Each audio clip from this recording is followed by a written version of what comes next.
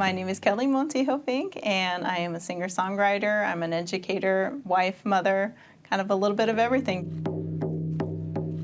My mother's family is from New Mexico, and that's where we trace our lineage, our Apache lineage from. Don't let me forget. Don't let me forget. I think I've always had a song in my heart, if that makes sense. I always remember singing, sitting in the backseat of the car when my parents were driving and just singing whatever was on the radio, whatever was in my mind. And I remember spending summers out in Colorado actually with my grandmother, and she had a very old piano, and I would love spending hours just trying to plunk out songs and making things up. I didn't know what I was doing, but what sounded right to me.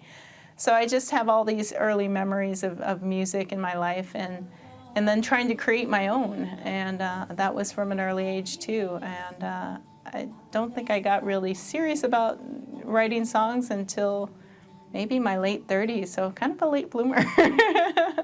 But better late than never, right? I was thinking about this the other day when somebody asked me to describe my music.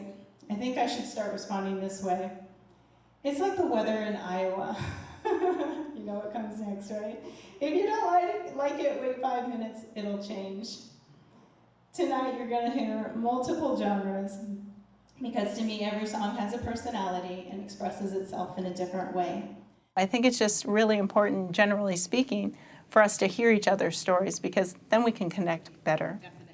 I have a friend who's an Inuit elder. He used to travel a lot more now too, but every time he'd go to speak somewhere, they're like, and we have a special speaker tonight, and this is who he is. He says, once I was introduced as a special listener. I said, that's really powerful. And it made such an impact in him, because you have to listen to be able to speak well, to interpret what you hear. And so I think just being willing to listen, if I would encourage people, listen to people whose stories are different than your own. And I think part of the problem is we think, it's not my story, it's not my experience, so that couldn't have happened. That couldn't be real. But you'd be surprised.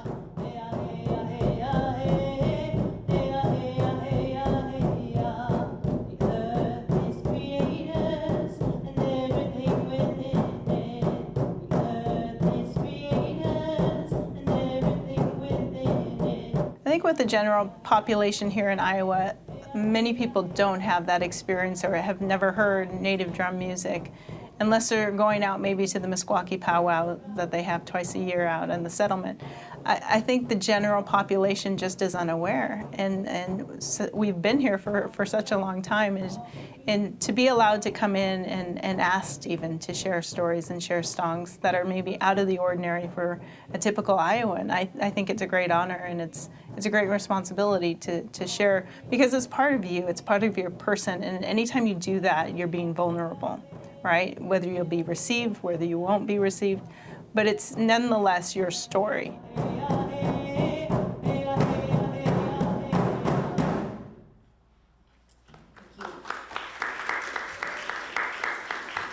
The general population just thinks Native Indian, that we're all the same, we have the same traditions, we have the same languages, and none of that's true. And I know many cultures say, I'm not a monolith. It's very true with Native folks. Native is just such a broad term. I mean, most Native people would identify themselves by saying their tribal name. You know, I'm Apache, I'm Chiricahua Apache, and they would self-identify that way. And even then, so many names that are known for the tribes are really misnomers or names given to them by somebody else. So, for example, Apache is not even actually from the language that our people speak. It's from the Zuni tribe that maybe somebody came along, maybe the Spanish came along and say, hey, who are those people? Are those your people too? No, they're Apache. They're enemies. So many names are derogatory or derivative of another language. Sioux is actually came from another tribe calling them little snakes. And so it's Lakota. And if you look at the original language and the names the people had for themselves, it was simply the people or the human beings, or like the Meskwaki, the people of the red earth. There's a human, very human aspect to what we call ourselves, not what other people call us. God made me free and he made me so I won't believe in the lies. No, I won't believe in the lies. I think we're still here. I mean, if nothing else, we're still here. We may be invisible to you, but we're really still here, and we don't all look alike. We don't all sound alike. And the other thing I think is a lot of times when we see this public replication of Native people, it's, we know what you look like, we know what you sound like, this is it. So just agree with that and be fine with it. 'Cause it's rising up, roar. Tell yourself what you're fighting for. Check the humidity at the door. Come on now, we're rising up. Since I think 2013 now, I've been serving on the Iowa Commission for Native American Affairs. I know early on for the commission, I felt a little bit like a duck out of water because we have social activists, we have lawyers, we have people with these different experiences. And I thought, where do I fit here? Because I'm a creative, I'm an educator, I'm a songwriter. And I thought, well, I guess that's what's missing, right? And so there wasn't a committee within the commission for education in the arts. So I said, can we add this to what we do? And so I thought this is a good way to kind of bridge that gap with the community. We serve our Native communities within the state of Iowa, but we also serve the general public to try to educate.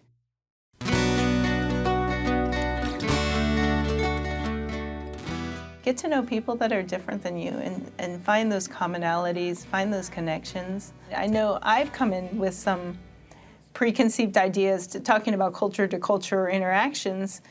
Most of my students are Congolese or Sudanese. The thought in my head was, because of everything I'd heard on the news and media, was, are the men that are Muslim going to receive me as a teacher because I'm female? And I was surprised. They're probably the most respectful students I've ever had. That's a powerful interaction. That's a powerful community builder, is when you take the time. Of course, it's my job to take the time to do that, but I think in general, there's more of a richness that happens when you integrate and you understand other people's lives and other stories. Now, you don't have to necessarily be best buddies, but you at least get a better revelation of what their lives have been.